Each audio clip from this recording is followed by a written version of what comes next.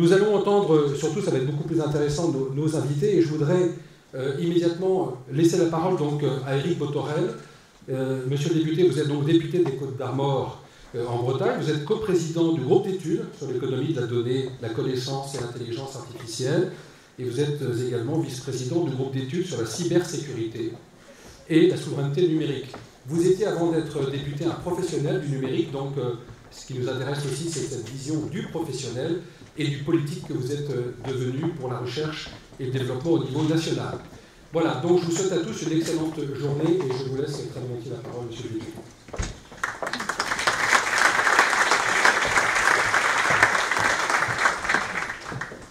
Monsieur le Président, d'abord merci de m'accueillir. Toujours délicat de parler avant Laurent Alexandre, parce que j'ai peut-être, comme certains d'entre vous, eu l'occasion...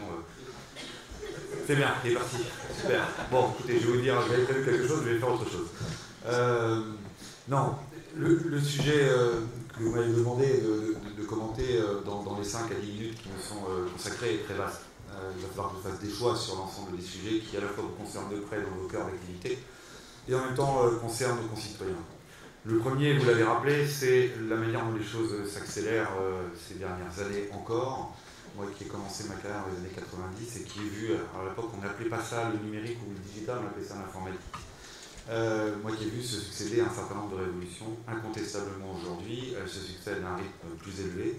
Elles sont souvent des innovations de rupture et donc elles doivent remettre en cause un certain nombre de principes qui ont conduit au dessin, à l'ensemble d'infrastructures. Vous avez cité la blockchain, on peut citer Libra, les buzzwords du moment, l'intelligence artificielle, qui est sortie de son univers, mais pas tant que ça, et puis qui finalement est peut-être déjà partie sous un autre angle, mais je suis très surpris de voir que tout devient IA, le moindre téléviseur exposé au CES de l'IA embedded ou de l'IA included, alors qu'elle embarque quelques macros Excel primaires. Bref, on est soumis à un rythme d'innovation et de promesses sur le quantique, sur le chiffrement, qui bouscule un certain nombre de théories. Et dans ce monde-là, on est obligé d'exécuter, vous d'abord, votre mission auprès des concitoyens, et nous, législateurs, d'adapter cette législation. Alors, je vais peut-être surprendre un certain nombre d'entre vous, mais je ne crois pas que la réponse à tous ces bouleversements passe systématiquement par la loi. Ça peut sembler surprenant de la part d'un parlementaire, pour qui la mission est essentiellement d'écrire la loi, évaluer l'action, contrôler l'action du gouvernement et évaluer les politiques publiques. Mais je pense qu'il y a des forces parfois qui sont mises en œuvre dans l'articulation de ce que sont nos économies aujourd'hui, avec lesquelles il faut pouvoir composer. Je pense entre autres à l'autorégulation des acteurs, je pense aussi bien évidemment à la responsabilisation des consommateurs, et je pense enfin à la soft law et d'autres dispositifs de type sandbox, si j'y reviendrai tout à l'heure quand je parlerai de la blockchain. Régulation par les consommateurs, je peux l'illustrer par un sujet qui vous concerne pas trop, mais peut-être qu'un jour il vous concernera, c'est ce qui s'est passé dans la grande distribution récemment, le fait que des utilisateurs utilisent une application comme Yuka, la nécessité pour Intermarché de changer la composition de 900 de ses produits. Ignorer qu'il puisse y avoir une influence de la part des consommateurs sur la manière dont les applications sont délivrées et portées à connaissance et appropriées ensuite par les consommateurs, c'est ignorer cette force qui existe. De la même manière, sur l'autorégulation, en tout cas sur la régulation des acteurs du numérique. Nous avons une expérience ici que plutôt sur les télécoms, mais on pourrait s'inspirer. On a une supervision bancaire qui ne nécessite pas la présence de l'État à chaque étage de chaque banque pour pouvoir nous prémunir des risques que nous avons déjà connus dans des crises passées. Mais nous avons adopté un modèle qui est un modèle de conformité et de supervision et de déclaration d'incidents qui doit aussi pouvoir avoir ses pendants dans d'autres domaines économiques. Donc vous l'aurez compris, la législation peut faire des choses, mais pas tout. Surtout que le rythme législatif, il ne s'adapte, en tout cas, il n'est pas très conforme au rythme auquel vont les innovations aujourd'hui. Et je suis de ceux qui pensent que c'en est fini du temps où, arrivant à un nouveau quinquennat, on réfléchirait à une loi cadre, qu'on mettrait 2 ans à réfléchir, 2 ans à discuter, et peut-être quelques années encore à pouvoir le décret. Vous êtes très certain de traiter la version 2.0 du problème d'origine que vous souhaitez traiter. Donc comment on fait ? Comment on fait depuis 2 ans ? Eh bien, on se saisit de tous les textes législatifs pour traiter les sujets par maximum d'anticipation. Les textes sur l'alimentation, les textes sur la mobilité, les textes sur la santé, pour leur greffer les éléments qui nous semblent nécessaires pour coller à l'actualité. sur les données de santé et sur la loi santé, sujet qui est issu d'ailleurs des travaux de Cédric Villani, le fait de mettre en partage, de créer un cluster, une plateforme qui permette demain les innovations autour de l'accessibilité de la donnée pour le secteur privé. Il y a un vrai sujet sur la donnée en général, c'est son caractère interopérable, portable ou standard. Et là, en la matière, il y a encore des choses à faire. Mais sur le volet de la santé, des choses ont été faites. Sur la partie mobilité, des choses ont été faites aussi dans cet esprit-là, celui de la mise à disposition et là, la centralisation, en tout cas la mise en cluster des data pour pouvoir permettre l'innovation. Et puis sur bien d'autres champs encore, sur la loi Pacte, par exemple, sur les crypto-monnaies, sujet qui a été celui de notre actualité l'année dernière. Bien là, nous avons mis un cadre qui est un cadre souple, un cadre qu'on peut considérer comme une sandbox, puisque valide pendant 2 ans, mais qui est à la fois une réponse à celles et ceux qui veulent investir sur ce marché pour faire des levées de fonds de type ICO, et en même temps sécuriser les principes qui sont ceux qui gouvernent aujourd'hui aux flux financiers, je pense au KYC par exemple. On a un même niveau d'exigence, pas plus, pas moins, et en même temps on permet l'émergence de l'innovation, ne préjugeant pas d'avance ce qu'elle pourra dessiner demain en termes de versement de valeur, d'apparition de nouveaux acteurs. Voilà un peu l'esprit dans lequel travaille l'Assemblée nationale, le gouvernement aujourd'hui. On m'a demandé d'évoquer tellement de sujets, il va falloir que je fasse des choix sur la donnée personnelle. Vous avez tous été à la fois très avertis et en même temps très au fait du règlement général de protection des données, qui n'est pas juste un caprice de Gaulois réfractaires. Certains d'entre nous ont l'habitude ici de parcourir quelques couloirs à Barcelone, à Vegas ou à Taïwan, quelques différents salons. Et lorsque cette année au CES de Las Vegas, la pub qui vous sautait aux yeux, et c'est celle d'Apple, ce que disait Apple, Apple disait What happens on your iPhone stays on your iPhone. C'est l'idée de pouvoir avoir la maîtrise, une sensibilité sur ce que devient vos données personnelles n'est pas juste un caprice français ou franco-européen. Et on voit adopter d'ailleurs un peu partout dans le monde, sans qu'ils en soient forcés, des attitudes, des comportements, des conformités par rapport au règlement général de protection des données, aussi bien en Asie et aussi bien aux États-Unis. Est-ce suffisant? A-t-on été assez loin sur le caractère de la portabilité qui a été apporté par ce règlement général de protection des données? Probablement pas. Il y aura en matière d'interopérabilité, de portabilité, de standardisation, il y a des choses à faire et j'espère pouvoir être de ceux qui, en tout cas, apporteront leur contribution sur les réflexions qui sont nécessaires autour de ce sujet. Mais le RGPD a apporté des choses. Le RGPD a apporté des choses, mais il reste des choses à faire. Il y a des réflexions qui sont issues des états généraux des nouvelles régulations du numérique qui ont été lancées à l'été dernier par Mounir Majoubi. Et c'est notamment l'émergence d'un concept qui est un concept un peu nouveau et qui bouscule la manière dont on a vu les choses depuis des années, qui consistait à dire les data c'est génial. On est conscient que pour faire de l'IA, il faut des larges datasets, la plupart du temps, certains diront qu'on peut en faire aussi avec eux, mais la plupart du temps, il faut un large dataset. Et comme depuis des années, on a considéré qu'il fallait couper le gâteau en multiples petites parts, parce que ça c'est de la donnée de santé, donc c'est un régime particulier, ça c'est de la donnée biométrique, donc c'est un régime particulier, ça c'est de la donnée scolaire, donc c'est un régime, on a fini par empiler une foule de réglementations, de circulaires ou d'arrêtés, qui fait qu'on ne peut plus appréhender ce marché, ou en tout cas ce marché des data dans sa globalité, alors que par ailleurs, on aura probablement besoin demain de manager aussi bien des données de santé que des données environnementales pour répondre à certaines problématiques ou faire émerger certaines innovations. Je pense si on prend ce qui nous a traversé il y a quelques jours du côté de Rouen, s'agissant du suivi sanitaire des personnes qui vivent à Rouen après le drame de Lubrizol, et bien entendu qu'on aura besoin de l'ensemble de ces données. C'est un changement de paradigme qu'il nous faut aujourd'hui avoir et ne plus raisonner soit en silo, soit en sectoriel, et d'avoir les choses dans leur globalité. C'est à peu près ce qu'ont fait les Américains depuis des années sans qu'on puisse leur reprocher qu'il n'y ait pas de succès. Alors, est-ce à dire qu'il faut céder au même principe? Certainement pas. Et je pense que les équilibres qui sont trouvés aujourd'hui au travers de la gouvernance européenne du sujet, ou en tout cas des initiatives européennes, quand bien même parfois elles sont complétées ou initiées par la France, me vont assez bien. Sur la partie identité numérique, les choses avancent. Je vais faire une confidence, quand j'ai rencontré Cédric O à l'Élysée avant qu'il ne devienne secrétaire d'État au numérique, il était lui-même missionné auprès du président de la République sur les sujets du numérique et de l'industrie du numérique. il avait une expression, je la fais volontiers mienne, c'est qu'il est midi moins le quart. À la fin des fins, à la fin du quinquennat, s'il y a un truc que les citoyens retiendront de ce qu'on aura fait en numérique, c'est pas forcément qu'ils aient 4 barres sur leur téléphone à l'enloup, ce qui est le cas du mois d'août, puisque j'y reviens tout à l'heure sur les infras, il y a une accélération de la couverture territoire. C'est la possibilité de pouvoir accéder à la fois aux services numériques de l'État, mais aussi de celles et ceux qui rendent des services au sens de la mission de service public, et vous en êtes, de manière sécurisée et qui ne passe pas automatiquement par une identité qui serait délivrée par Facebook ou par Google. Les travaux avancent, ils s'enrichissent des expériences passées de l'Estonie, de la Belgique.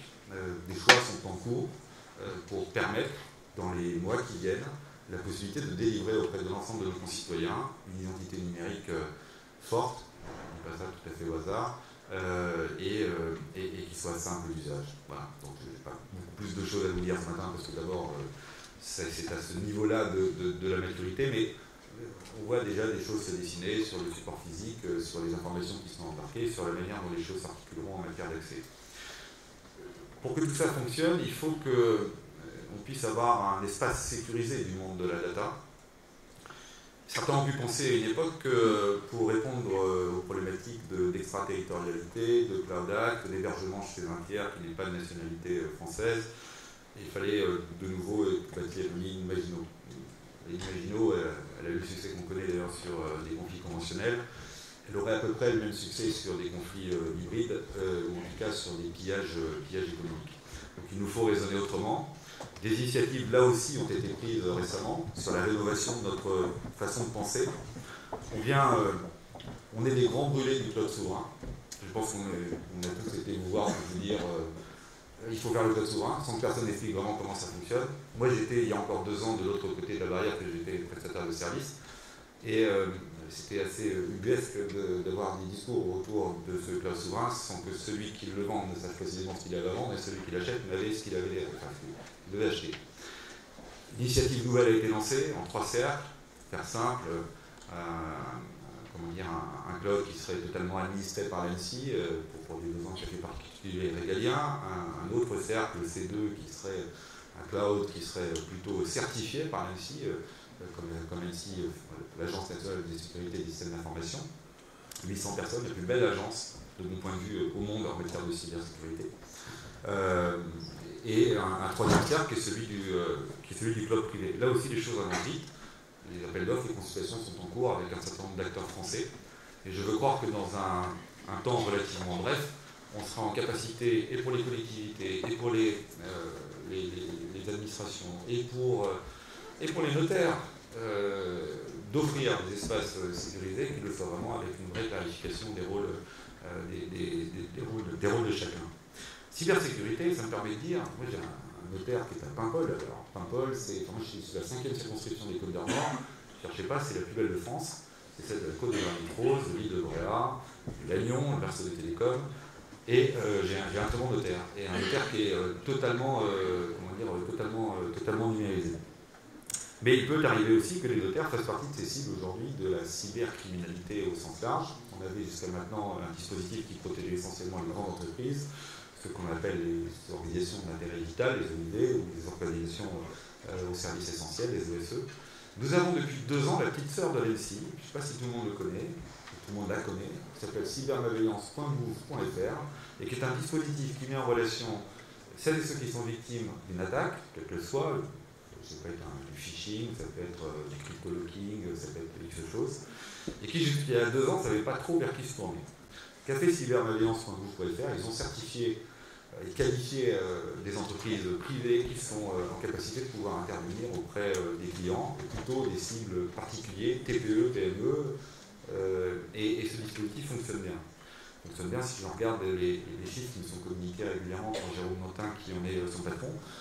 Et c'est un très bon dispositif dont je pense qu'il faut qu'il soit connu, à la fois de vos clients particuliers, parce qu'il y a des chiffres qui sortent sur les attaques confirment une chose, c'est que tout le monde est une cible. Je ne vais pas reprendre les paroles de Guillaume Poupard qui dit en fait, personne n'a vraiment pas été attaqué, il n'y a que des gens qui ont été attaqués mais qui ne le savent pas encore. Mais c'est un peu ça, et l'état de la menace est de ce point de vue-là assez inquiétante. assez inquiétante, et c'est pour ça qu'il fallait s'armer les souliers. Voilà essentiellement sur les usages. Je pourrais vous parler de reconnaissance faciale, un sujet aussi qui est médiatique, moins que d'autres en ce moment, mais il apparaît de temps en temps.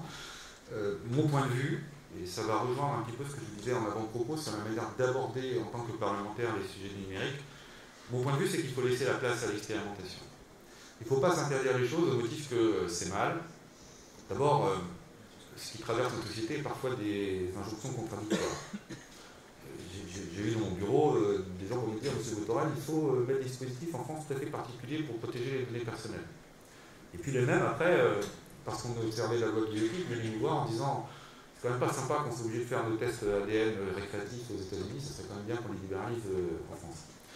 Et d'ailleurs, je l'ai fait pour mon voisin et je lui ai offert Noël. Il faut vivre avec ce concept-là, qui n'est pas toujours facile à appréhender et manager ces injonctions contradictoires. Et sur le champ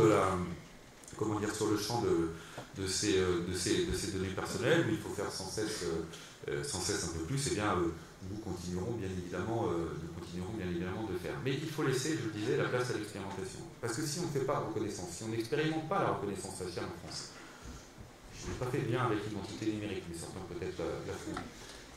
Si nous ne la faisons pas, les applications les plus matures, elles sont déjà en activité. Enfin, elles sont déjà en Chine, c'est culturel. Enfin, je veux dire, si vous rentrez dans un magasin et qu'on ne vous appelle pas par votre prénom, il y a un problème. Et ils ont des algorithmes très puissants, et surtout ils ont des bases de données très puissantes. Et donc ils vont pouvoir délivrer demain des applications qui vont tout à fait fonctionner. Il va falloir qu'ils corrigent les biais qui peuvent être liés au fait qu'on n'ait pas tout à fait les mêmes caractéristiques morphologiques. Je laisserai le docteur Alexandre peut-être commenter sur les biais de l'IA, je sais que c'est partie de ses expressions prévues tout à l'heure.